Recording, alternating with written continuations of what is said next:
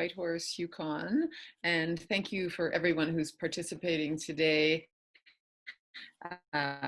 both all of the people who are just watching and listening, but in particular to our 9 candidates. It's really impressive, and I know how tough that's got to be. Huge commitment to your community, to the party, and to the planet. Yeah, thank you for joining. So I'm broadcasting to you from Yellowknife Northwest Territories in Denendeh, which is Chief Drag Ace territory and the traditional lands of the North Slave Métis as well. So I'd like to thank everyone for watching, and thank all of you for campaigning. A campaign's hard enough in regular times, let alone in the midst of a pandemic. I know all of you have been finding creative ways to get out there. I'm happy to see these town halls. They will certainly inform my vote, and I'm sure all the people's watching. So I think just to walk through how we're going to do this tonight, I'll start by giving everyone 1 minute to kind of just do an opening statements, and then we'll go through, thanks to everyone who submitted questions. There were a number of questions submitted, and me and Lenore kind of sat down and tried to distill some of those to get them, and we'll go around to each contestant. They have about 90 seconds to respond. And then at the end of each question, we'll ask if anyone has a rebuttal, and you can just be 30 seconds to, grab a rebuttal to anything specific someone may have said. And David, I just saw you joined us. Welcome, David. Add you to the list there. Yeah, and I think with that, we'll just jump into introductions there. Do people know what order they're speaking in? Yeah, I will start the introductions with the following order. Courtney, Dimitri, Amita, David, Judy, Miriam, Glenn, Anami, Andrew. And I'll just call on you after each of the members. And Vicky's going to put that in the chat right now. So, Rylund, sorry to interrupt you, but no problem, David. It looks like Glenn Murray is having trouble getting in. Okay. And so I'm not sure if somebody from the party could give him a call. That would be great. Perfect. Will Vicky, do. Thank you, David. Thank you. Yeah. Okay, well, hopefully we'll get Glenn in here in time, but with that, I'll pass it over to Courtney for 1 minute introductions. Thank you, everyone. Hello, everybody. I'm also in Chief Drag Ace territory along with Rylund. Welcome to the north. You're missing the midnight sun, but you're also missing the mosquitoes, which, a little bit of it. So I'm an emergency doctor here in Yellowknife. I got involved in climate change about 10 years ago because we're melting here. We're one of the ground zeros of climate change here in Yellowknife. We're about 2.5 degrees Celsius warmer than we were when an 80-year-old elder was born.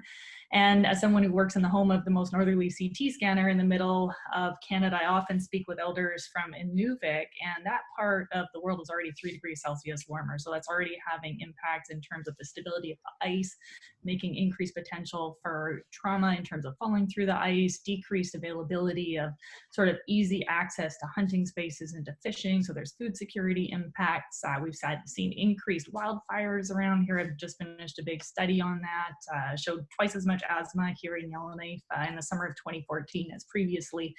And so we've taken that work and really used that as a way to bring the issue of climate change to the national stage. And I look forward to doing that again as the leader of the Green Party of Canada. Thank you for that, Courtney, and thank you to our timekeeper. Really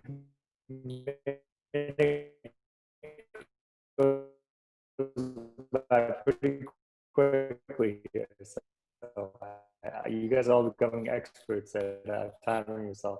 So I'm coming to you from Old Montreal. This is the unceded lands of the Ganagahaga Nation. I am a lawyer, journalist, and activist, born and raised in London, Ontario. I joined the Green Party in 2007, where I went through a little bit of a personal political transformation. I'd never been a member of a political party before. I read the 4th report of the Intergovernmental Panel on Climate Change in November of that year. A friend of mine recommended I read Noam Chomsky's Manufacturing Consent. Put that book down, realized I had been lied to my entire life about the way our world and society are actually organized. And then came the financial crisis of 2007, 2009, when a bunch of banks brought the global economy to its knees. That changed me as a human being, made me realize we're in real trouble. that this is not nearly as just and democratic a world as we're led to believe. And my purpose in entering this campaign is to bring forward a boldly progressive, boldly democratic, and boldly sustainable agenda far beyond anything that any mainstream political party has done in our lifetimes. I think that's what will inspire people, and I hope you'll join me in this effort. Thank you. Your card's upside down, by the way. It still does its job. Thank you for that, Dimitri. Anita, your introductions, please. Thank you. My name is Amita Kuttner, and I'm speaking with you all today from the unceded territories of the Musqueam, Squamish, and Tsleil-Waututh people in British Columbia. I am absolutely thrilled to be presenting everybody with a collective vision for the party and the country that's centered around justice, credibility, and preparedness. Equity, decolonization, and science are going to be crucial lenses through which to develop policy about issues throughout all of Canada, but especially in the North, due to the urgency. We are absolutely in an era of crises, and from what I understand, it's particularly apparent up north, where the climate crisis is realized, inequity is tangible to most, and the mental health system failures are clear. This is the perfect moment to have a scientist, perhaps an astrophysicist, to communicate and inspire, and someone who has been through climate disaster, so that we have a trauma-informed approach. As leader, I will collaborate closely and consult with regions, as we need to be truly representative and bring the knowledge from those who have it. I'm looking forward to the discussion tonight, and thank you. Thank you very much for that, Anita. I'm also looking forward to the discussion. And David, you're next for your introduction. Thank you. Thank you very much to the organizers. Really appreciate all that you've done to pull this together. And thanks to the other candidates. We're getting to know each other really well on these calls, and it's great to all be together again. I'm coming to you from Saanich, British Columbia, on the southwest corner of Vancouver Island, the traditional territory of the Esquimalt, the Wisanic, the Songhees, the Sequent, and the Sauk First Nations. I say this not as a matter of routine. I went into law as a young lawyer to address Indigenous issues, the injustices that have been done through the centuries to Indigenous people in Canada, and it's very near and dear to my heart. I live here with my wife and one daughter going into grade 12. 3 of my older daughters have graduated and gone on to work. I want a Canada that will lead the world again on addressing our climate emergency. I want a Green Party that's fully operational in 338 ridings and that can lead a movement of movements. And to do this, we need a leader who can pull people together, who's a listener and a builder, and that's what I offer in this campaign. Looking forward to the questions today. Thank you. Thank you for that, David. You just got in on 1 minute perfectly there. Judy, you're next. Your introduction, please. Hi, I'm Judy Green. I'm coming to you from Clementsport, Nova Scotia, and this is the land of Mi'kma'ki. It's the home of the Mi'kmaq people. We are on unceded Mi'kmaq territory governed under the Peace and Friendship Treaties. And I'm just very proud to be representing Atlantic Canada. I am a wife, mother, grandmother. I'm a veteran of the Canadian Forces. I have a master's in computer science, and I am a small business owner. I've lived in 5 provinces across Canada and have a wealth of experience and expertise in building teams, in pulling people together, unifying a force towards a common goal. And we all are rooted in our core principles and have that common goal amongst us. I am a huge proponent of bottom-up grassroots. I'd like to see more involvement at the EDA level and supporting our members to grow our leaders from within in the Green Party. And I hope you join me in that vision. Thank you, Judy. Yeah, and I can't agree enough. Join your local EDA and try to build those organizations from the ground up. That's what we're all about. And Glenn, your introductions. Thanks very much. It's great to, thank you very much for the incredible organizational work that you're doing. The challenges we face are enormous, and they're experienced most acutely in the North. The rate of global warming, the impacts on the North are just far outdistancing the impacts that any other group of Canadians, as a matter of fact, few people on the planet are. The Inuit and the people of the North have caused the least amount of the environmental ecological crisis, yet they are bearing the brunt of it. I had the great pleasure of working with Sheila Watt-Kluche for a number of years on the National Roundtable on the Environment and the Economy. She and people like her across the North have their solutions. They have traditional knowledge. They need to be listened to. The government of Canada must fully resource the North. We need food security. It should be an absolute national embarrassment that in Nunavut alone, 7 of 10 school children are food insecure, 1 in 4 severely so. We have to ensure, out of respect, that we have equity and equality. Thank you. Thank you, Glenn. And next for our introductions, Anna-Mee, you're up.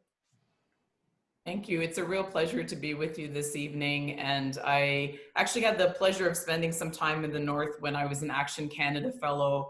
And, we all bring our experiences to the race. And in my case, what I took away from that was how similar the North was to the places that my family comes from. They come from very small, remote islands of about 10 to 30,000 people. They're suffering through food insecurity. They're suffering through the impact of rising sea levels from climate change. They're suffering through a lack of affordable housing. And so these are things that I cared about and I continue to care about. The Green Party has a role to play in all of this. We have been talking about these issues for a long time and offering solutions.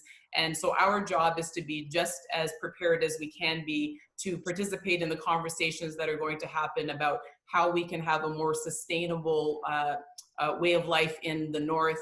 And in our campaign, we say that we do that through diversity, democracy, and daring. I'm looking forward to talking with all of you this evening and sharing these common concerns with you. Thank you very much, Anna-Mee. I'm very much looking forward to this discussion, and I pass that on. Last but not least, we got Andrew. Go ahead, Andrew. I want to say it's not last. We actually skipped Miriam. It's okay though. I don't mind. Oh. Okay, Andrew, and then last Miriam. Sorry, I didn't skip you, I swear. Okay, that's fine. So thank you, everybody. The acknowledgement that I would like to make is that Ontario Power Generation is trying to dump toxic waste here in Bruce and Grey counties. And the Saugeen Ojibwe Nation said no to that. They stood up to it, but they're still looking for a place to dump the nuclear waste. And that might be on other Indigenous communities throughout Ontario. These are the type of things that the Green Party needs to focus on. And as leader, that's what I'll do. So I'm a lawyer in Ottawa. I've been a 4-time Green Party candidate. And I know that as leader, I will get us elected. And that's my goal, to get us elected. Everyone here will tell you that the Green Party has great policies, but we have to get elected. And the way that I know we can do that is by staying in the center, by being fiscally responsible. I grew up in a rural area, which is where I am right now. And I know that we have great opportunities to win in the North and in other rural areas. But to do so, we have to be fiscally responsible to attract as many voters as we can to start passing our amazing policies. Thank you. Thank you, Andrew, and thanks, Lenore, for watching out of my order there. I skipped you. Miriam, you are last. Go ahead with your introduction, Miriam. So hello everyone, I am in Tiohtià:ke, unceded territory of the Kanien'kehá:ka Nation, also known as Montreal, and I'm delighted to take part in today's Northern Regional Town Hall. I'm Miriam Haddad, I'm a socialist and a millennial. I immigrated from Syria when I was 5, and I have been an immigration lawyer for the past 7 years. I specialize in refugee claims from the Middle East, including LGBTQI folks. I am running because we need change and we need it now. Climate change is the biggest social issue of our time, and people in the Northern Canada are living on the front lines of the crisis. We are now at a tipping point because governments have failed us, and it's time to have a Green New Deal for all.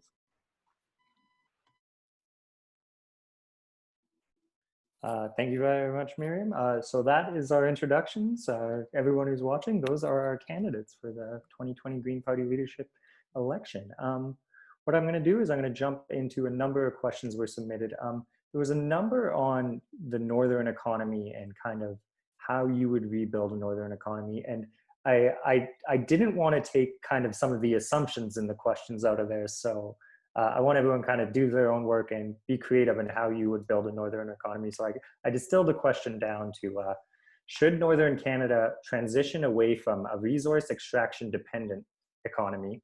And if so, how would you prioritize doing that? And the order I'm going to use for this question is kind of how they appear on my screen, which is Amita, Judy, Dimitri, Andrew, Miriam, Courtney, Anami, Glenn, David.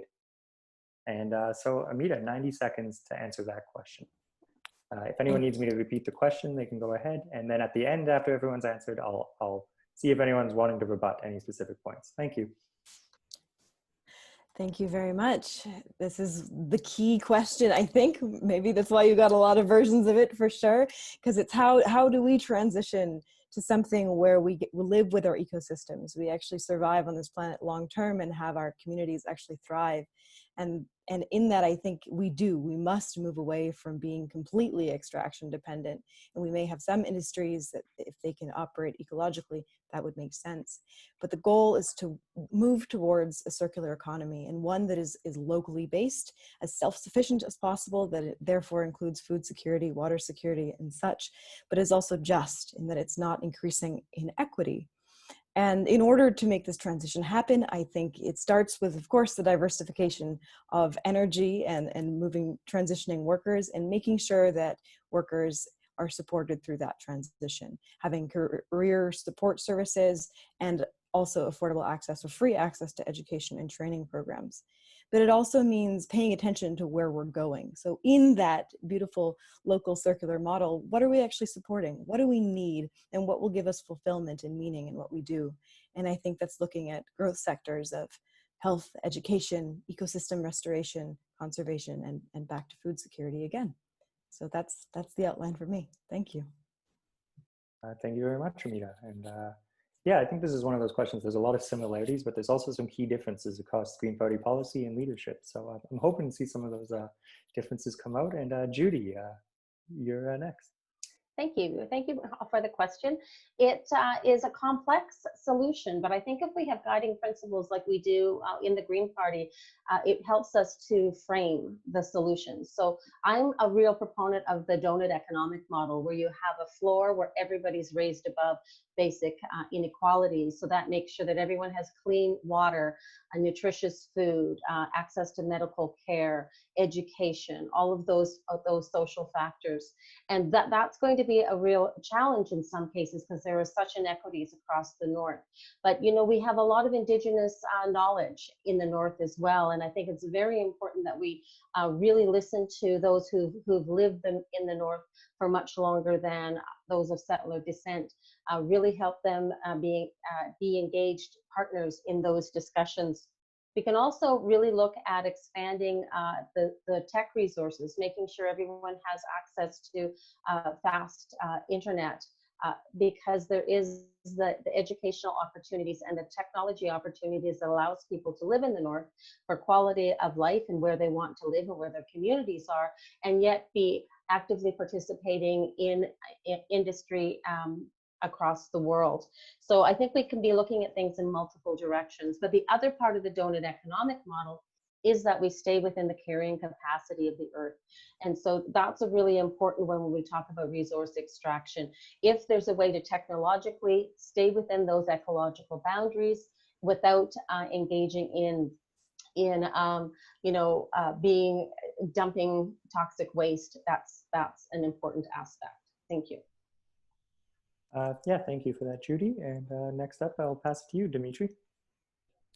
I think we should help northern economies move to a combination of commercial fishing, ecotourism, harvesting of local plants and medicines, and arts and crafts in the manner used by some Inuit communities in Nunavut, using the culture, education, health, and justice land-based camps, and encouraging greater use of local resources and subsistence skills and activities can promote a low-growth, sustainable economy with a greater degree of self-sufficiency. But I think this question, whatever region of the country we're talking about, raises a larger issue, and our colleague Andrew touched on it. What is fiscal responsibility? In my view, it's not a balanced budget, and I don't think that's what most Canadians feel nowadays. There was a poll done in May of this year by the Broadbent Institute, which found by a 2-to-1 margin, Canadians wanted governments to spend whatever is required to rebuild and stimulate the economy, even if it means running deficits. That's the winning strategy, is putting people first in all segments of our society, in all regions of the country. And that's going to require public investment. And we shouldn't be fetishizing, balanced budgets in priority to investing in people and the planet. Yeah, thank you, Dimitri. And I think it's a question all governments are currently dealing with in our response to COVID. I think a lot of, budgets have been thrown out the door, and many would argue in response to a climate emergency, you have to do that same thing. But as an MLA who has to pass a budget, sometimes I get real stressed looking at those numbers. So I think it's a good transition to pass it to Andrew, your response to the question of whether the North should transition from a resource-based economy. And if you were going to do that, how would you prioritize it? Thank you, Andrew. Just touch on what something Dimitri said first, because I do have valuable things to say to this question. But he's right. There are times when you should run a deficit, and certainly now is one of the times. Dimitri mentioned the 2008 financial crisis. That was also another time we should have run a deficit. But if you're running constant deficits, then what you're actually doing is building up a debt, and you're paying more and more money towards paying off the interest on that debt, when you could be putting that money towards putting into resources back into the economy. 15 seconds already? Are you sure about that? No. Aaron? No. All right. So going back to the question at hand, we need high-speed internet in the North. Sorry? We need high-speed internet in the North. There's no question about that. We also need further ways to connect the North.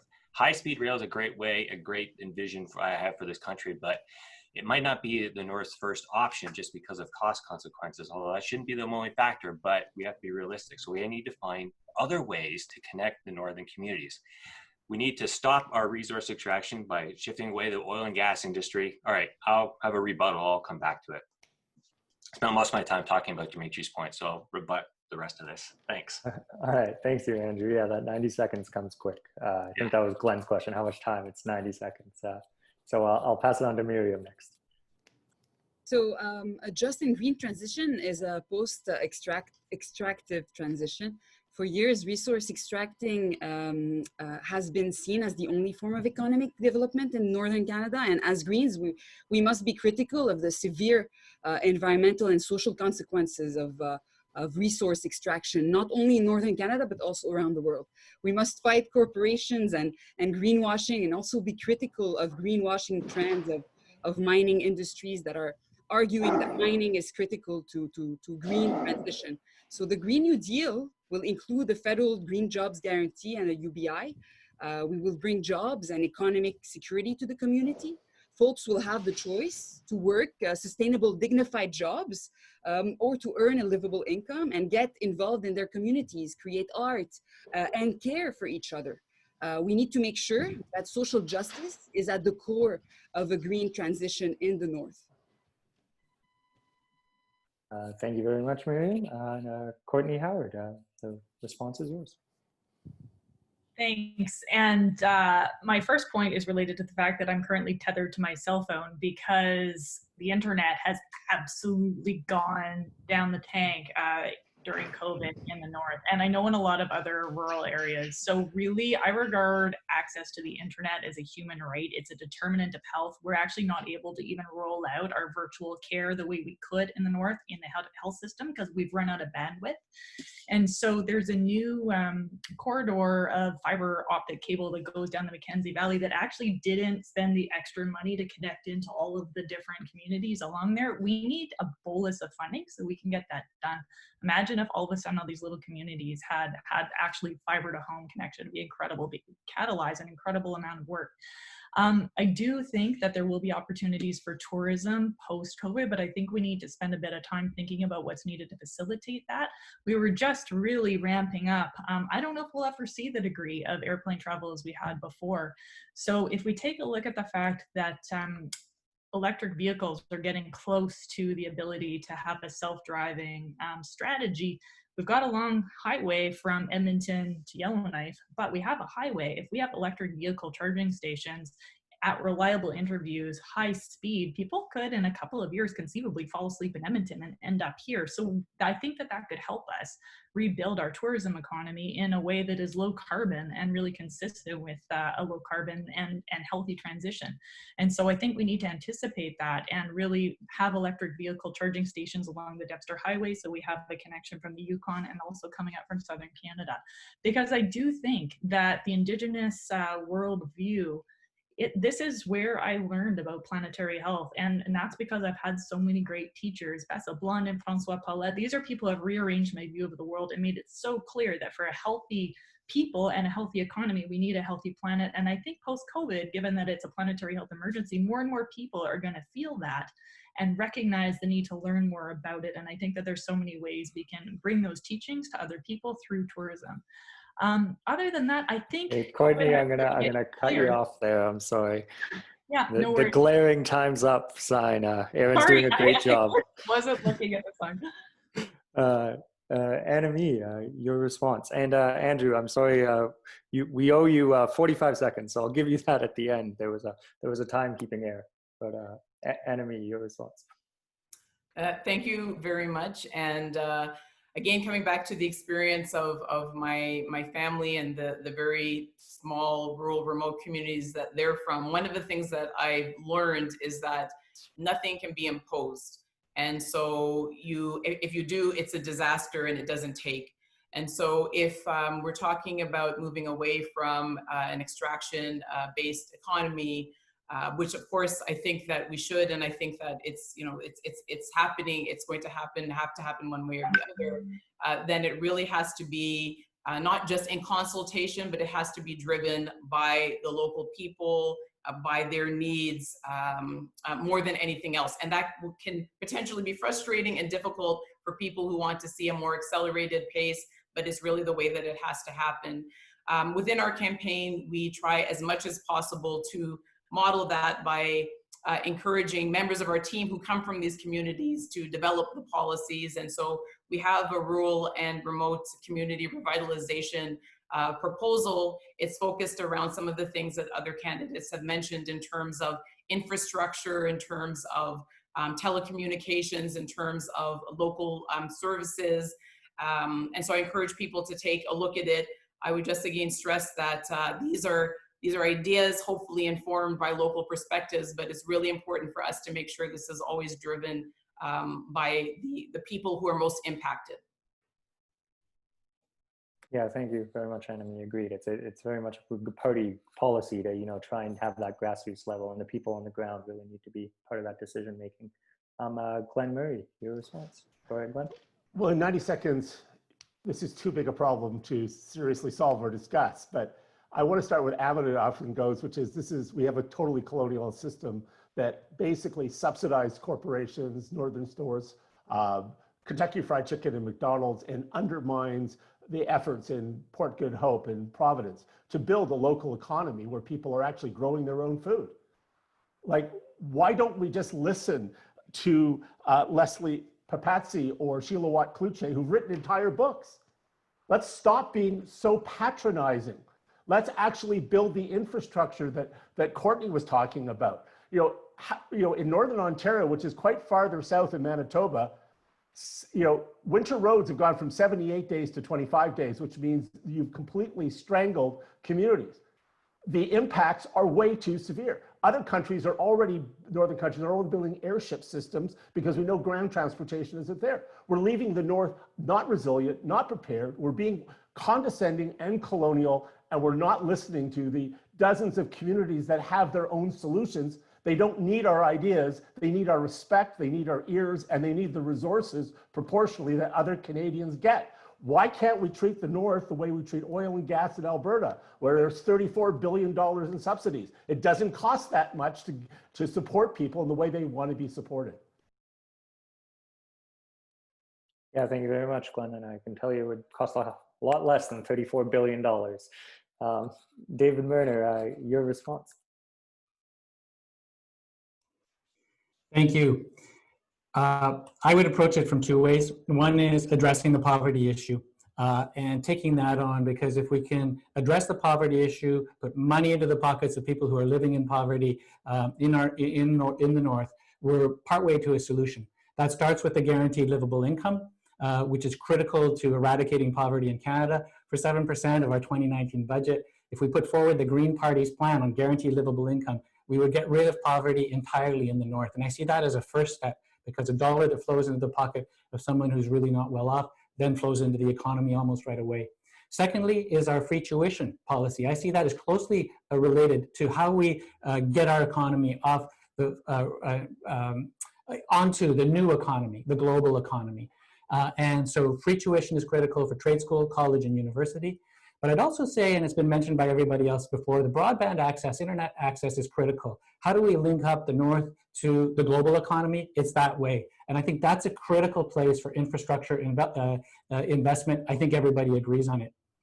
I also think that we also need to look at, though, at where the money is going, the money that's flowing out of the North and into the pockets of the large fossil fuel companies and mining companies and so on, and make sure that we're able to negotiate to keep that money in the North so that the extractive industries are paying their fair share and not leaving huge messes behind. I think that's critical. We need much better tax policy and focusing on how to make sure the North gets the benefit of these huge revenues that the extracting industries are taking out of the North. Thank you. Yeah, thank you, David. If we could put 45 seconds back on the clock, and Andrew, I'll give you, it won't be a rebuttal, it'll just be the time you were supposed to be allotted. The leftover. Okay. Not a problem. Thank you. So as I already said, and then other contestants already touched on it, internet is very important because we want to tap into the power, the brain power, and the initiative of so many amazing people up north. Connecting the North is very important. We also need to take the $60 billion going into the oil and gas industry and transfer it into the green energy. I'd like to see that money go into research and development. There's also other opportunities to create jobs to move away from resource extraction, such as addressing the housing crisis that's up in the North. I mean, so many places in Nunavut are overcrowded and in desperate need of repair. I mean, mold is a huge issue in there. So we can take this opportunity to invest in time to fix two problems at once, transitioning away from resource extraction and fixing the homeless issue, or fixing the housing issue. Thank you. Yeah, thank you. Thank you everyone for these questions. I very much too difficult to get through in 90 seconds, but I'm hearing a lot of similar themes and great responses from everyone. Would anybody like a rebuttal to anything that was said? I saw your hand go up, Dimitri. Go ahead, Dimitri, and Aaron, you can run the clock. Thanks, everyone. This question of fiscal responsibility is really key to all segments of our society, all regions of this country. And I think what we call fiscal responsibility is actually fiscal irresponsibility, because we're prioritizing balanced budgets over the needs, the long-term needs of our society. You know, I understand, Rylund, why as an MLA in Northwest Territories, you'd be concerned about deficits, because the Northwest Territories doesn't have the power of currency creation. The Bank of Canada, which is under the control of the federal government, does. And it can fund massively investments in people and the planet without having to worry about servicing the debt, because there is essentially a large supply of available money through currency creation. So I think we have to distinguish between the federal government and the provincial legislatures and understand that what the federal government can do is far beyond that of the provinces and the territories. Yeah, thank you for that, Dimitri. I see David's hands going up. We're getting into fiscal responsibility. And I think very much a point has to be made that the conversation at the federal level versus a municipality versus a territory with a very low tax base is a different conversation. So David, your rebuttal. Rylund, thank you. I'd like to say I was born in Edmonton. I have a lot of family in Alberta and Saskatchewan and other resource producing provinces. And I really believe that one of the things we need to do as Greens is be careful about the language we use, because the voters in these places really do depend on the resource extraction industries. And we need to be able to connect in a way that resonates with people in the North and in the parts of our country where mining and fossil fuel development is important. We need a hopeful, positive vision of how we move off that and onto something better. And I'm hearing fantastic ideas here on this part of the debate. Thank you. Yeah, thank you, David. And I'm going to go with one more rebuttal on this if anyone wants to take it. Going once. Oh, Glenn, I saw your hand go. Go ahead, Glenn. Yeah, I just want to make a point here. You can spend very badly in government where you create long-term structural deficits and fiscal challenges. I work right now, and we made massive investments in my city when we had a 60% vacancy rate in our downtown buildings. But we used a method called value planning that we could model the outcome. When you put money into low-income people, they spend more money, they grow the tax base. Right now, we have a federal government who can't differentiate between a return on investment and spending that causes structural deficits. And we as Greens can differentiate ourselves in that way. Yeah, thank you for that, Glenn. And with that, I'm going to bring a conclusion to our first question. Thank you for everyone, and I'm going to pass this over to Lenore to take over moderation and ask the next question from all of our attendees. Thanks. Okay, thanks everyone. Those were some good solid answers. The next question that I'm going to ask everybody about is about food. So food's a much different issue here in the north than it is in the southern provinces. And furthermore, it's different in the different territories as well. However, it's a very important issue here. Obviously, it's a fundamental one. So food security is an important issue in the north, something that's been highlighted during the pandemic. Food prices are very high, basically everywhere except Whitehorse and Yellowknife. The Yukon has been increasing its local food production, but local food still makes up only a tiny percentage of the total food consumption. So what are your plans or ideas to ensure that nutritious, fresh food is affordable and available for Northerners? I have an order that I'm going to ask people to answer in, and then I'll reverse it for my next question. So it'll be first Andrew, second Judy, third Annemie, fourth Miriam, then Glenn, David, Courtney, Dimitri, and Amita. So Andrew, you're first. How would you answer that question? And I'll repeat it. What are your plans, ideas to ensure that nutritious, fresh food is available and affordable to Northerners? So regardless of what my answer is going to be, I think it needs to be done in consultation with people up in the north, because the one thing that they know better than someone from outside is how to best address their needs. So we have to tailor a response based on how they want their needs addressed. Now, that being said, it is a terrible issue. I know that sometimes, with the water so many boil water advisories that are going on, sometimes people up north have no other choice but to drink sugar drinks. And that causes, obesity issues. It causes more health issues. Sometimes it's easier to just have junk food because it's less perishable. So it goes back to connecting the north. We need to find faster ways to get food up into the north. We need to find better ways to actually develop food in the north. And again, that ties into working with communities on the best way to do it. It could be having to do with more indoor greenhouses. It could be having to do with connecting other different communities of an exchange program with different communities, where one community has more food of this type and one has more food of another type. But it has to be about connecting. We can't continue to have so many communities in the north have brown lettuce, for example. So working on this is easy to say, but it means about talking to people in the north and making sure that the Green Party has the best plan and that we get elected so we can start implementing these policies. Great. Thank you, Andrew. So next on my list, Judy, can you answer our question? Yes. As I understand, there's actually a community greenhouse in Inuvik that is really a model greenhouse, a community greenhouse. I would love to see more of those throughout communities in the north, because the key really is being able to produce food locally. There also has to be working with the Indigenous population who's been surviving there and looking at what has been their food sources and what works for them, what are local availability, but also we can be looking at geothermal energy to produce energy for these greenhouses.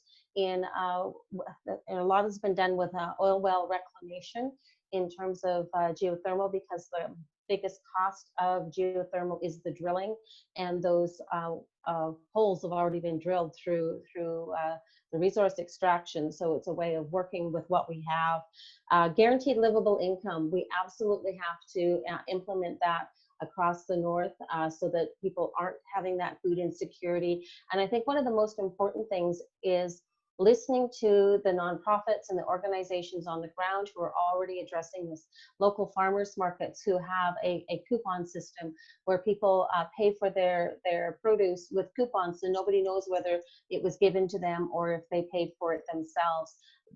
You know, helping people, but with dignity, not with handouts. You're giving them a hand up. We do that with Fresh Food Box Digby here in Digby, Nova Scotia, where 1 in 3 are food insecure. So we understand food insecurity. Thank you. Thank you, Judy. So next, Annemie. Uh-oh. Annemie, sorry, I usually keep it. I usually keep it on. Sorry for that. Yes, and again, coming back to the experience the experience I know best. My mother's island, for instance, was called traditionally, when she was growing up, the bread basket of the Caribbean. And then people came in and decided the local people didn't know how to manage their food supply, and slowly over time it evaporated. Everything has to be imported more or less now at a tremendous cost. And so the lesson that I extract from that, and that I would apply in this context as well, is very much there has to be local control over the solutions, even if, again, they don't necessarily align with what we might think is the best solution. Some of the things that I understand are being explored, and again, from those who belong to remote communities on our team, are supports for traditional foods, local food production through greenhouses and fisheries, increased infrastructure investments also that are going to be able to support local food production. And then I would say, and I know it's been difficult at times during the history of the Green Party, but you know, we have to consider that it's very important for us to be supporting the communities in Nunavut who are seeking to have the seal hunt reinstated in a meaningful way that allows them to deal with the catastrophic food security that their lack of access to that hunt has generated. Thank you, Annemie. I appreciate that. Next, we've got Miriam. All right, so it's really shameful that in a country as rich as Canada, that almost like 25% of folks up north can't always afford to eat. Food prices in isolated communities are too high, and often the food is of poor quality and not edible. Fresh fruits and vegetables rot, unfortunately. And the change in ecosystem and lifestyle, colonial influence on diets, like making whale and seal meat unacceptable, and the loss of traditional hunting skills has also had a significant impact on food security. So a lot of communities don't have access to affordable drinking water also. We need to reallocate funds from the Nutrition North subsidy to include the non-profit food markets and the transportation of traditional foods. We can also reinstate subsidies for necessary non-food items such as gardening, farming, hunting, gathering, and harvesting supplies and equipment. And we also can ensure the cooperation of all levels of government to coordinate it on a provincial, territorial, and federal service providers. So another option is to explore a universal school food program so that no child goes hungry while doing math. And we need to put in place structures that support the universal dignity and equality of all people. Thank you. Thank you. Appreciate that. Glenn Murray. Yeah, I think the Northern Nutrition Program is such a mismatch. Control of it and the funding should, I think, be turned over to the territorial governments and Indigenous people and organizations. And it should be designed from a Northern perspective and funded more completely. There's also things that work. The harvesting programs right now that were launched recently with millions of dollars to restore and support people are really working, and they were asked for. When you go to Fort Providence, Northwest Territories, they have dynamic local food production. It just needs to be scaled up. Fort Good Hope and the Renewable Resources Council actually has a mini meat plant that processes muskox. There are dozens of fisheries that are working, that are being restored locally. There's the need to have the resources to develop plants. there is not a lack of solutions. There is a lack of resources and autonomy to make decisions in the North. There is a lack of foundational infrastructure that only large-scale government can build to support those communities. It is not that hard. You know, I really, if you ever have a chance to listen to Leslie Papazzi, she's someone I encountered through friends up there in my travels in the North. I mean, she inspires us for food solutions in our urban communities. We can learn from the North, not just that. We could have some humility that that maybe it's listening and supporting, not asking us what they should be doing. All right. Thanks, Glenn. Next, David Merner. Thank you. I agree with a lot of what's been said, and I wish I was speaking after Courtney because she's more of an expert on this than I am. But in all honesty, I think that what we said about the Nutrition North subsidy makes a ton of sense. Increasing the subsidy and also aiming it at the places that are most important. Frozen fruit and vegetables, looking at infant formula and food for the youngest, which is so important to human development. I also agree with the larger points that have been made about the guaranteed livable income as being a critical safety net for all Canadians, and especially Northerners. And the key word there is livable. And it's we set the rate for the guaranteed livable income according to what the costs are. And we must take into account food costs in the north when we set the rates for the guaranteed livable income. The other thing I'd say is that this is related to other programs as well, so that we can free up people to afford money. Here in British Columbia, we have 1 in 5 kids is growing up in poverty. And things like difficult decisions between food consumption and, say, pharmaceutical drugs are being made every day. Let's have a national pharmacare program, enable people to free up money to purchase food. We need to look at this in a holistic way. I totally agree with the comments that have been made about enabling traditional food sources, protecting traditional food sources, and building those as well. Last thing I'll say is that part of this is about empowerment. Others have spoken to it as well. Totally agree with that. How do we enable Northerners to be making these decisions and to be shaping these policies? Thank you. Thanks, David, and perfect timing too. So, Courtney, you're next, and I think the pressure is on as a local. Thanks, and I hope I don't completely. Did I freeze? I may freeze. I've been freezing a bunch. So in any case, I agree with a lot of what's been said. I think that it's really important and distressing to realize that we not only have really high rates of food insecurity, but we also have slightly increased rates of obesity. And that has to do with the transition from a traditional diet to a more store-bought diet.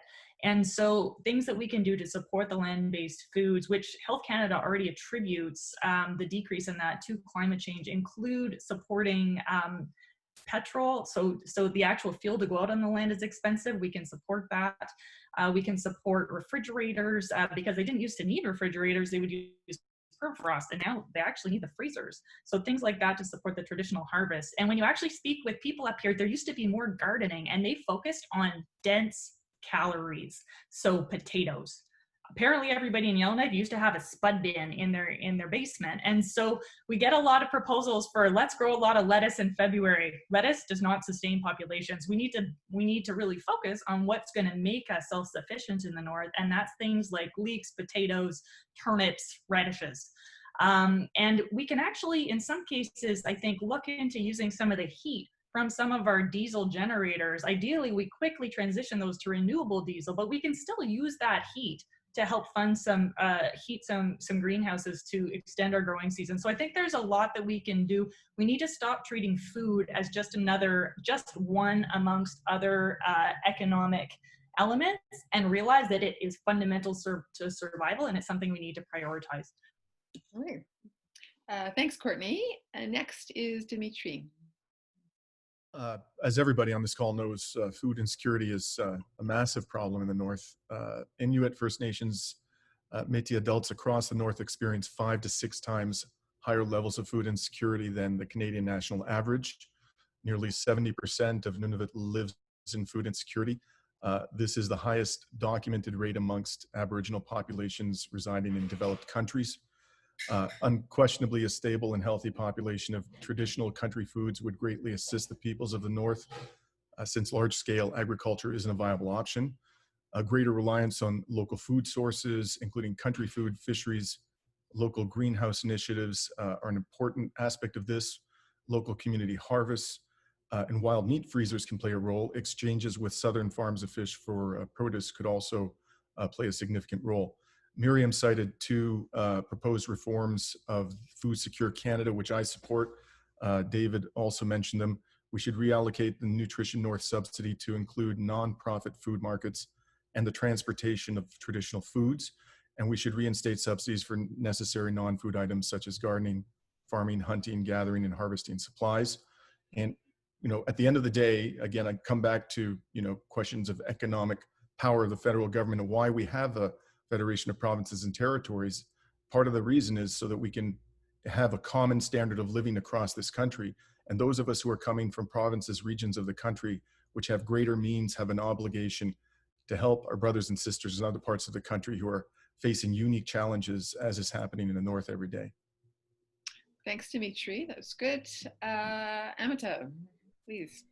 Thank you. Yeah, the trick with going last here is that I'm just going to agree with everybody. And I think really what this shows is we as Greens have the answers for this. We have the policies, we have what is needed. And so we need to be the ones that present it and communicate it well. And in that, the key to me is having balance of pragmatism, of the urgency of the immediate solutions that are needed, and then also the long-term plan. So I'll agree, having a guaranteed livable income that's tied to cost of living and not means tested is super important. I relate to this also because I live on a small rural island and food security and sovereignty is really important to us. But knowing that in different areas, it's different. And what we need to grow, how we need to grow it, what our seasons look like, it's different even in sub-regions. So I'm going to echo the points about listening to local areas, local people, and following what people need, and also providing people the agency. And the fact that there's local Indigenous food knowledge and already programs springing up that are amazing in terms of actually developing security. And the key here as well is reducing our reliance on global food systems and increasing our capacity, and that includes decolonizing the food system and promoting food sovereignty. And funding self-sufficiency programs, but also supporting supply chains and sensitive structures to make sure that we're addressing the fact that people need food and need good subsistence food immediately. So thank you. Thanks very much, and thanks to all of you. The next question is going to come from Rylund. And you're muted, Rylund. Thank you. Yeah, sorry, I believe Andrew was putting his hand up for a rebuttal there. Oh, I'm sorry, you know what? I missed that. I think we should give it to him. That's okay. What's going on? I'm not seeing seen. I'm getting cut off. What's happening? I'm just joking. I'm not going to alienate you right off the bat. No, the one thing I just wanted to add is one of the other contestants said something that made me think of this, and this is not directly related to food security, but an important thing I think is having better food education, and just to get a better appreciation of food. And I know that's not as big of an issue in rural areas as it is in urban areas, but I still think knowing how food is created and how it gets to your plate is an important factor to start appreciating food in general and actually making the cell better, that we can have stronger agriculture across Canada. Thank you. Is there anyone else that wants to offer a rebuttal? Okay. All right. Thanks, everyone. And we'll move on to the next question. All right. Thank you, everyone. There was no shortage of questions on various different aspects of Indigenous rights, whether that be UNDRIP or lessons to learn from the North. And once again, a kind of question that cannot be answered in 90 seconds. But I'm going to try and wrap this up in a half hour here. So I wanted to take one from our chat, which I think could allow anyone to go anywhere with the question. It's from Jill Ratchowich. Apology if I just butchered your name. What are your plans to engage Indigenous Northerners who are not traditionally Green voters?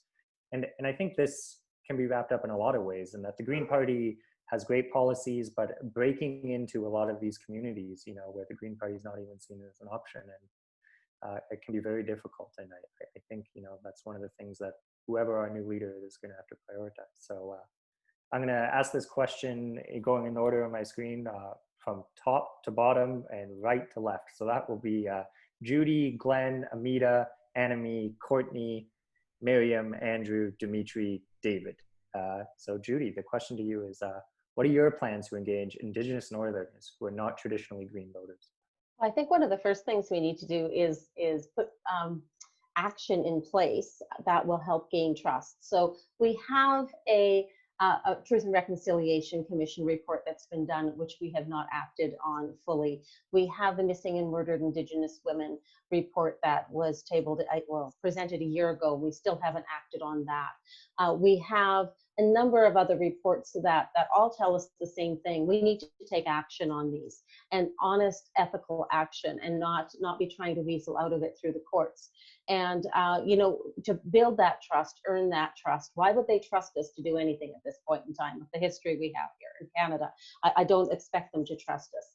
But we also have to be working on the ground, working with the communities, having our EDAs and our members, building authentic relationships within these communities and listening to them, and really seeing how making sure that their information is going to strengthen our policies, and showing them that their voice matters, that they can have a voice in building policies that are going to directly affect their communities, and that this isn't doing politics the same old way, that we can offer them a different way of doing politics, and that they can be active partners in developing policy that's going to affect their lives directly. Thank you. Yeah, thank you very much, Judy. Glenn, the question is yours. Thanks. There are so many elegant and remarkably effective and democratic decision-making processes in the North and in the structure and operations of Northern governments that I think are models for the rest of us. I think our friend Peter Bevan Baker is imitating some of that consensus approach in Prince Edward Island. I think we need to take that approach. I'm a great believer that all decisions that can be made locally should be made locally, and they should be made in the traditions and in the process that is familiar, comfortable, and indigenous to those communities. So I would ask, I would just say that the government would fund plans, not projects. The plans would be created, the projects would be allocated, the traditional cultural approaches to decision-making would be made, and we would devolve resources and authority through to the territorial government and to Indigenous Innu communities, and get out of the way. But also include in reconciliation reparation, that we would take responsibility for clean water, for decent food. I agree with Miriam about that every child should go to school and come, if the child goes to school hungry, they should come home well fed. I just, I spent a lot of time in the North. A lot of my approach to community organizing and local democracy in my political career is out of those traditions. I worked with elders when I was mayor. I met with an elder every Friday. I couldn't substitute for that wisdom. So I think that would be the approach that I would suggest we would take. Thank you very much, Glenn. Amita, the question is yours.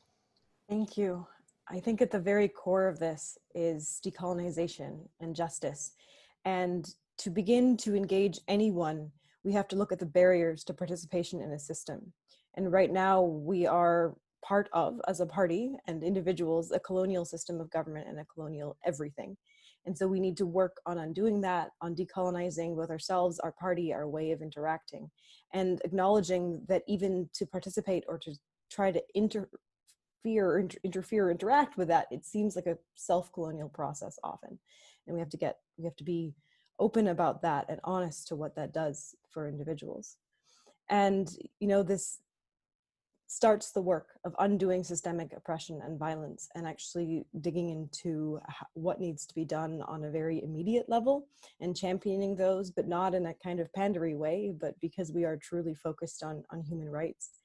And as well, honoring those systems of government and leadership that really are so important. And I would say, one of the things that we should be proposing is enshrining local government as constitutionally protected, so that we can empower or really give appropriate power to local governments and nations to be able to drive themselves rather than having to participate so much in colonial governance.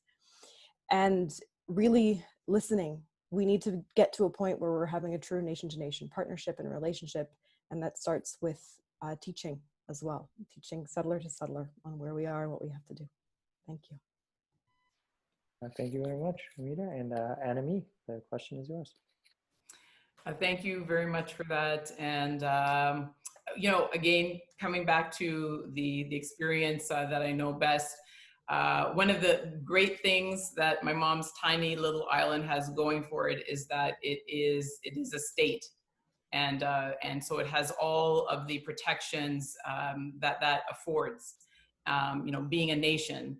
And that has made all the difference in terms of turning around what were a lot of catastrophic policies that had been imposed under British colonial rule, and making it a place that is moving towards sustainability. And so that is really where I believe all of this has to begin. If there's a lack of engagement by Indigenous peoples in our political system and in our party, it's because, you know, the expression "fool me once, shame on me," as you fool me twice, shame on me. It's like that. Why engage in a system that just simply has been designed to throw up barriers to you all along? And so the best I think that we can do at this moment within our party is to do the work of identifying and deconstructing those barriers so that there is a real opportunity to participate if Indigenous peoples actually choose to. Which they still may choose not to do, and that is certainly the prerogative of Indigenous peoples.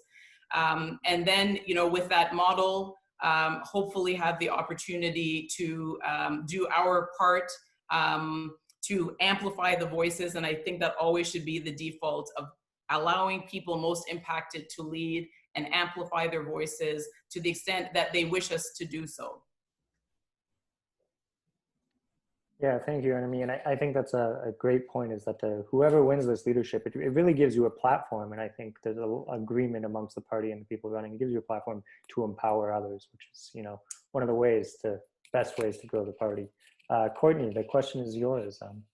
As Green Party leader, how would you gain more Northern Indigenous voters to the party?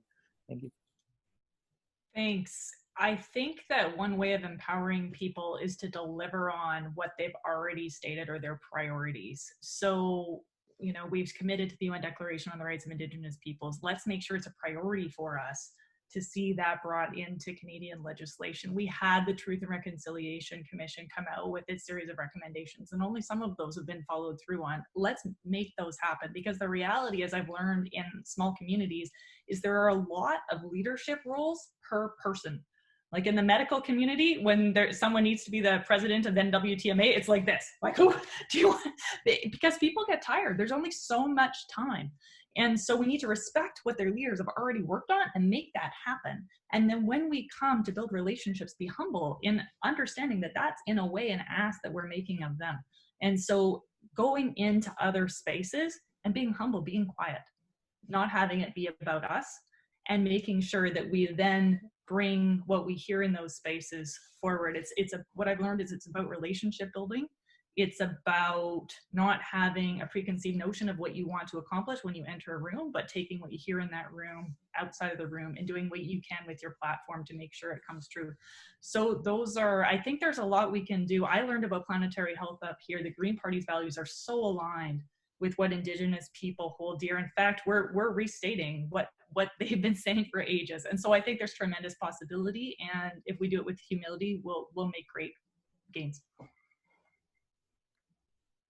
Yeah, thank you, Courtney. Miriam, you're next. So it's, I agree with Anita. It's by fighting to implement the recommendations, also from the Truth and Reconciliation Commission, as well as the report of the inquiry into murdered and missing Indigenous women and girls. We need to advocate to defund the police and reinvest into Indigenous communities. It's about advocating for affordable housing, mental health services, pharmacare, cheap and affordable internet, nationalizing the railways so that Indigenous women are not in dangerous situations while traveling between communities.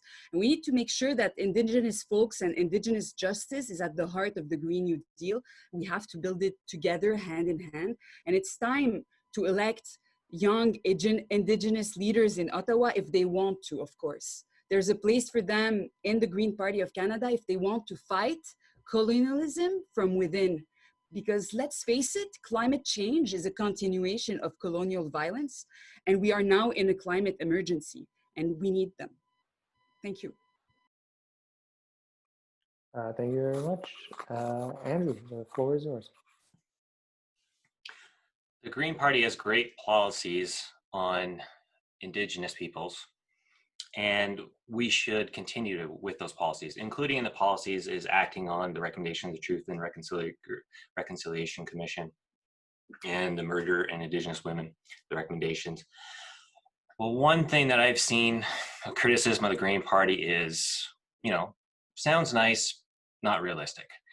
And too many people in Indigenous communities have been told many promises and not lived up to them. And I want to be a party of action. So I want to make sure that we have realistic, strong policies. Campaign on getting the infrastructure in place so we have no more boiled water advisories. Campaign on having the infrastructure in place to address what we talked about earlier, food insecurity. One of the things that Elizabeth May has done well, as of recently at least, and it's something that I've wanted other leaders to do for quite some time, is to talk about a framework where Indigenous communities can create agreements where they can opt out of the Indian Act so they have their own autonomy. This is, if we make these strong, realistic solutions, I think we can make some big headways in the North. With the North and Canada in general, I think that the way to continue to do this, and I've said it before, is to keep the party in the center, to have a fiscally responsible policies, and to make sure that we have a truly costed out budget. That's going to win us votes, and that's what we want. We want to win votes and get elected. Thank you, Andrew. Dimitri, the floor is yours. There's no doubt that Indigenous peoples are tired of being told that the kind of bold policies that the Green Party has been putting forward for years to defend Indigenous rights are not realistic. They have been told that. And the reason why this argument has prevailed up until now is precisely because we have a concept of fiscal responsibility, which is fundamentally flawed. We should be focusing on investing in people on the planet first and not worrying about, about balanced budgets and deficits. We've been running deficits for years. We're still servicing our debt at rock bottom interest rates. We do not even have half the debt to GDP ratio of Japan, which continues itself to pay rock bottom interest on its debt. So let's just dispense with the notion that this isn't realistic, and with this flawed notion of fiscal responsibility, then we can begin to invest in Indigenous communities to ensure that they have access to potable water, to ensure that they have clean housing, and that they have their own social services designed in a way that actually meet their particular needs, their own traditions. This is all realistic, but we aren't going to come to terms with that until we dispense with this flawed notion of fiscal responsibility. I also want to say we need, of course, this has been mentioned, immediate implementation of the Universal Declaration of the Rights of Indigenous Peoples. And what that means in practice is that we don't simply have an obligation to consult with Indigenous peoples when it comes to extractive projects on their lands, but that they have the right to veto those projects. We must obtain their consent according to their methods of giving consent, their traditions of giving consent, and we have to respect that decision no matter how much consultation has occurred. Thank you, Dimitri. And David, the final word on this question. Thank you, Gerald, for the question. It's near and dear to my heart. My first job in law was on a reserve in Hobbema, Alberta. It's now called Maskwacis, working with a fellow named Willie Littlechild, fantastic lawyer, did a lot of international human rights law with an Indigenous focus. And what I learned there as a young man, it was the reserve with the highest suicide rate in Canada at the time, is that it's really, really critical for us to listen, and listen very carefully, listen first. And in Indigenous communities, people always say, nothing about us without us. And I think that's one of the lessons for the Green Party. I'm a real fan of looking internally inside the Green Party at what we need to do to live by those values. So it's not just about listening, but it's also about enabling others to lead and creating leaders that work inside the Green Party. recruiting them, partly through our fantastic Indigenous leaders we already have, Lorraine Reckmans in Ontario, Russell Coy here on Vancouver Island. We have a whole bunch of really strong leaders inside, but I think we also need to look at restructuring inside the Green Party. How do we create safe space for Indigenous leaders to play a bigger role in our policy development? And I think they should be given a space at the table, the federal council table, just like we have 2 young Green representatives from the Youth Council. Let's create a safe space for an Indigenous council with strong co-leaders, and that way we will listen and they'll be there for every decision. I'm a real fan of empowerment, of enabling others to lead. And you look at Lydia Whitson, who ran in the riding north of me, fantastic Indigenous leader, and let's create space for that kind of leadership at the highest levels of our party, including, I believe, with a co-leadership model for the very senior-most leadership in our party. Those are the changes we need to bring in Indigenous people and really listen carefully. Thank you. Thank you, David. I was muted there, but I'm going to open it up to rebuttals, and I saw that Andrew wanted one. So Andrew, the floor is yours. Thank you. So I don't want to take up too much time on this, but it's an area that clearly Dimitri and I disagree on, and I very much respect what Dimitri is saying. But if you would like to have another meeting, just the 2 of us, to discuss this matter further, a public meeting, I'd be happy to do so. But what he's talking about is basically printing a bunch of money, putting it out in the economy, and using increasing taxes to try to bring that money back. It's pretty irresponsible, and where it's done before, it's failed. And why this is very important is because you can either put forward a policy that is geared towards attracting a few voters, or geared towards a policy that's geared towards attracting many voters as possible. That's what we need to do to get elected, using a true method to attract as many voters as possible. Thank you, Andrew. Courtney wanted a rebuttal, so I'm gonna pass the floor to Courtney. Seeing lots of hands go up now. I just want, because Dimitri's been holding down this ground for a few debates now, and I just want to put in a little bit of support. So the actual entire current economist issue right now is about this very issue, and the 2 words on the front page I have in front of me are "when government spending knows no limits." And so they're actually calling this an entirely new era in economics, such that comes along only once in a generation. And it really is this realization that when interest rates are so low, a government can carry significant debt without us having to keep paying it without spending that money on other social programs. So I think we need to reevaluate this. I think the possibilities are great.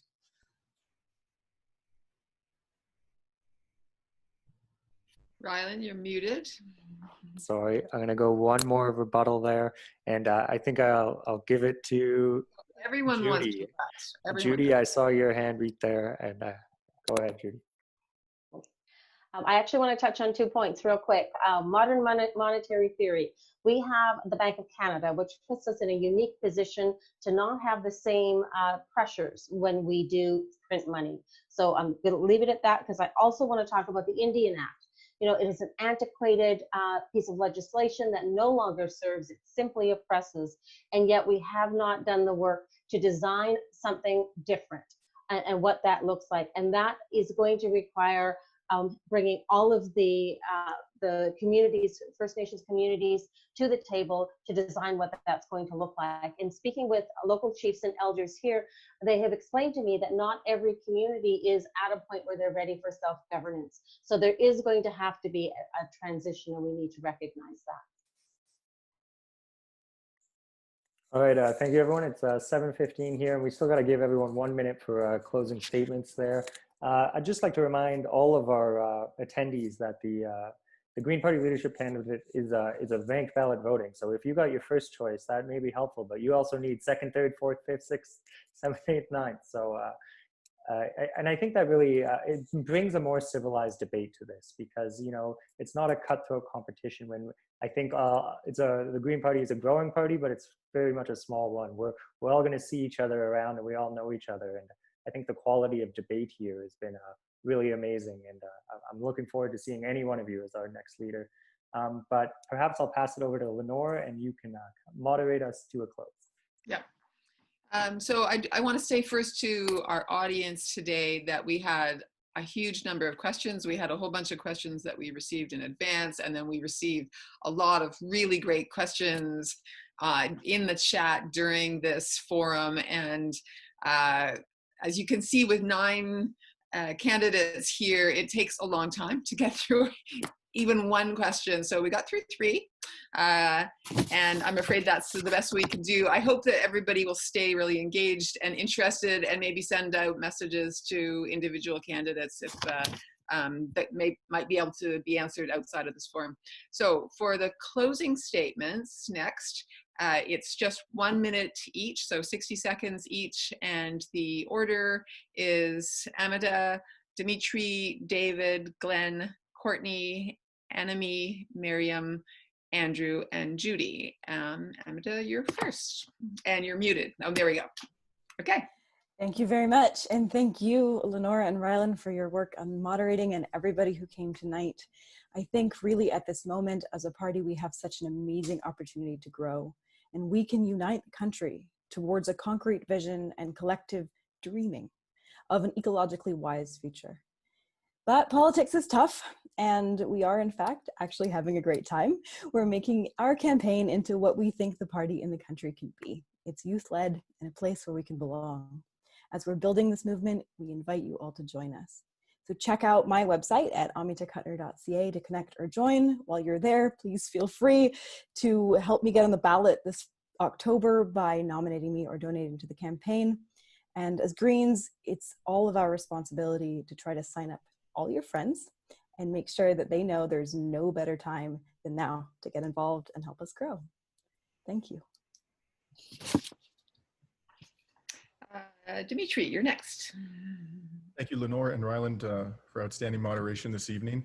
I'm going to end where I began on this question of fiscal responsibility. And you may say, why is this guy so hung up on economics? Because this affects everything. It affects our investment in education. It affects our investment in the healthcare system. It affects our investment in the North, in Indigenous communities. It affects our investment in a green transition.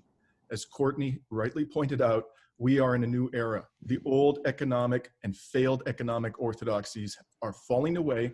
People don't believe them anymore. I urge you to go and read the writings of an economic advisor to the Bernie Sanders campaign by the name of Stephanie Kelton, who will explain this concept of modern monetary theory very clearly to us all. I learned a great deal by listening to her. And I'll tell you, once we understand the capacity of the federal government to protect our interests, to invest in people, to invest in the planet, then we are going to find the solutions to our problems real quick. All that is lacking is the political will, and I'm here to deliver that will to you. Please check out my website, teamdimitri.ca, and happy to answer any questions directly that any of you may have for me. Okay, thank you, Dimitri. Next, David. Oh, and David, you're muted. Thanks very much, Lenore. One more time. And thank you to all the organizers. I really appreciate it. It takes a lot to pull this together. Thank you to the other fantastic candidates on this Zoom call. It's great to be with you together. What I have to offer in this race, it's unusual, is that I ran in 2019 in a seat that we can win in the next election. I came a close second, and I believe we're going to win this seat here in Esquimalt-Saint-Luc for sure. Secondly, je suis parfaitement bilingue. Je suis capable de gagner des votes, de gagner des débats dans les 2 langues officielles du Canada. And I think bilingualism is a critical skill set that the leader must have.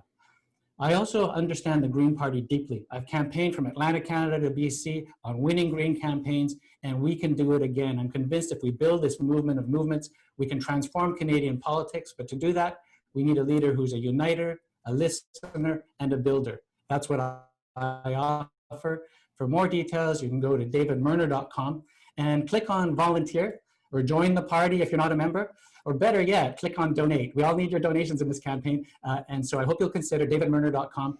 And when you vote, if you don't put me first, please put me second. It is a preferential ballot, and I'd love your vote. Thank you very much.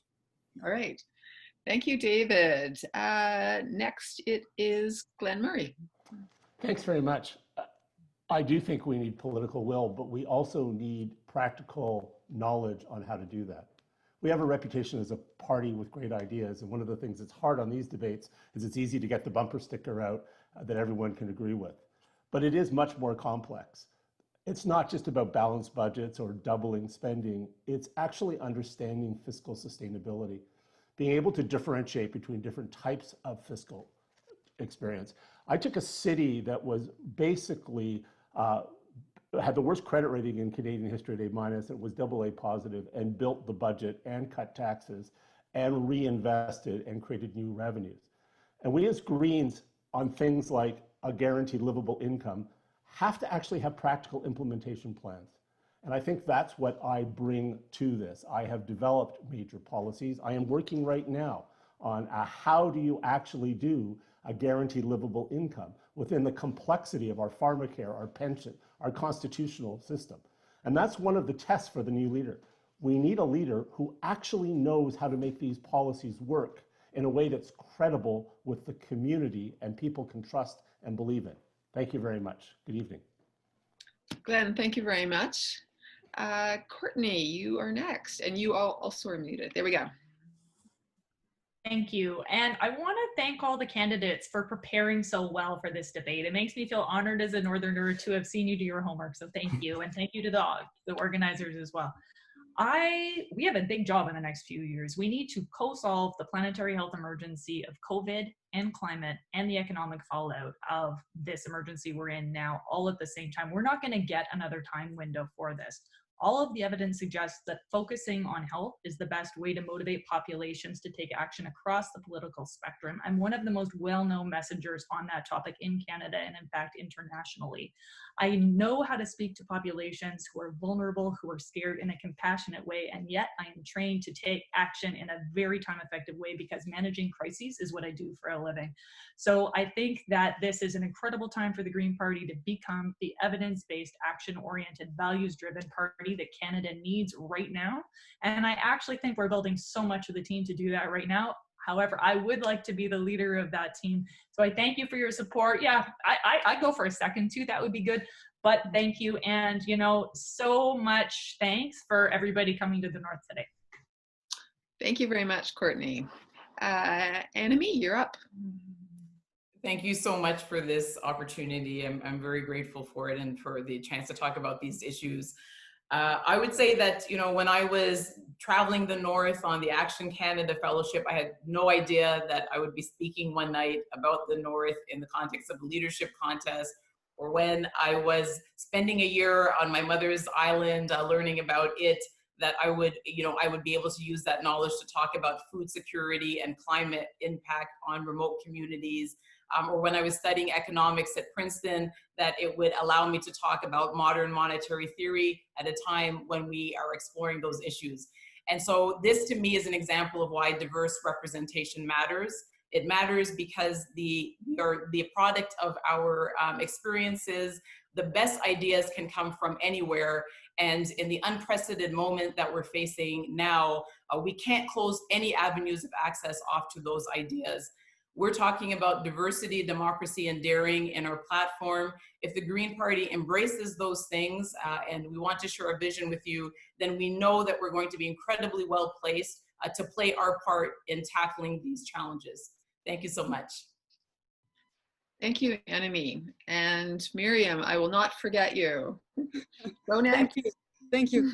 Thank you to everyone who organized the event tonight, and thank you to Lenore and Rylund for moderating. The North is just one of the beautiful places that is being destroyed by climate change. Pacific Islands are going to disappear and major cities will go underwater.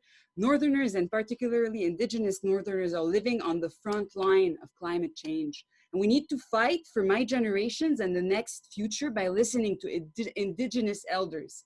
We need a plan that will make sure that no one is left behind. We need to give everyone access to cheap, reliable internet, make sure people have high quality, dignified job, and stop representing the interests of the fossil fuel industry and corporations. No one should worry if they can feed themselves on the table or if they have a roof over their head. These are human rights. It is time for an economy that takes care of the planet and the people. We need a Green New Deal. We need it now. It is time for change, and it is time to join the movement. Thank you. All right. Thank you, Miriam. Andrew, you were next. Thank you. It was mentioned earlier about signatures, nominations. Hopefully someone will put that link in there. If not, I have it. Please nominate every candidate because it helps keep us all on the ballot. I am the leader in this contest that will help the Green Party get elected. I will bring the party together from rural and urban. I'm not just taking one extreme fiscal policy in answer to another extreme fiscal policy. I want to do what works, what's known to work. I know how to do what's win. And one thing to do that we can win in the North and throughout other parts of rural on Canada is to make sure we have strong fiscal policies and have our policies costed out. I've been a 4-time Green Party candidate. I joined the Green Party a long time ago when it needed help, when it needed people to join it to grow the party from a very small party to what it is now. I'm proud that I did that. And I want to continue to make sure that we have that growth. So join me, come to andrewwest.ca, nominate everyone, give some donations to everyone, and let's have a strong Green Party in the future. Thank you. Okay, thank you, Andrew. And we end on a green note with our own Judy Green. So. Thank you. Thank you so much, Rylund and Lenore and everyone who's organized this event tonight. Thank you all for coming. Thank you for hosting us in the North virtually. I hope to make it there in person one day, hopefully soon, as your leader. I would just like to say that I have spent my life in service to the people of Canada, and I want to spend my life in the next few years in service to the people in the party. It is important that we understand how to mobilize on the ground and how to attract people to the party and achieve our goals. I started as an activist, and when the IPCC report came out, I decided that my skills were better suited working from within the system than without. And so I ran in the last federal election in West Nova here in Nova Scotia. We tripled the vote, came in 3rd, and we won the student vote.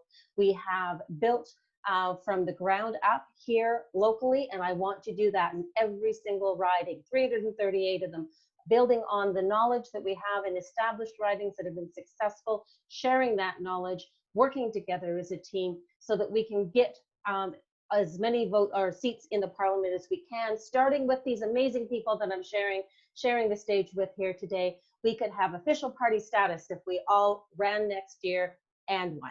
Thank you. Thank you.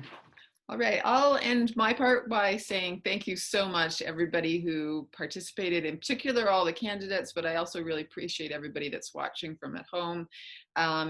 And as I'll emphasize what a few other people have been saying, we have a leadership race going on. This is a great time if you're not a member to join the party, and if you are already a member, encourage your friends to join, any like-minded green thinking people. This is the best time ever to be a member of the Green Party of Canada.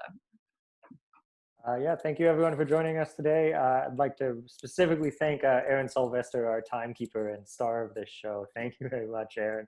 And to everyone watching, go sign your friends up. Go get 5 friends, make them Greens, tell them to vote. And I'm just gonna pass this off to Vicky to give us a little closing information on how to continue to get involved. Thanks everyone. Yeah. Well, thank you both so much, and thanks to all the contestants for doing this night after night and somehow keeping all this inspiring energy going. There are still 2 more of these regional town halls left. The next one is tomorrow night. That's at 7 to 8:30 Pacific time, and that's being moderated by our very own Green MP, Paul Manley, and Janina Campbell. And then on Thursday night, we have the last town hall, which is focusing on Ontario, and that will have Roberta Herod and Mike Schreiner moderating. So you don't want to miss those. Please feel free to register. Obviously, these people have so much more to say, and it's a good chance to hear them again. And make sure that if you aren't yet a member, you vote by you join by September 3rd so that you're eligible to vote in the contest. There were some questions in the Q&A there about whether you can nominate more than one contestant. Yes, you can nominate them all. Everyone needs 150 nominations by September 1st from at least 5 out of the 6 regions to stay in the race, so help them get there. Thanks again, everyone, for joining, and have a wonderful night.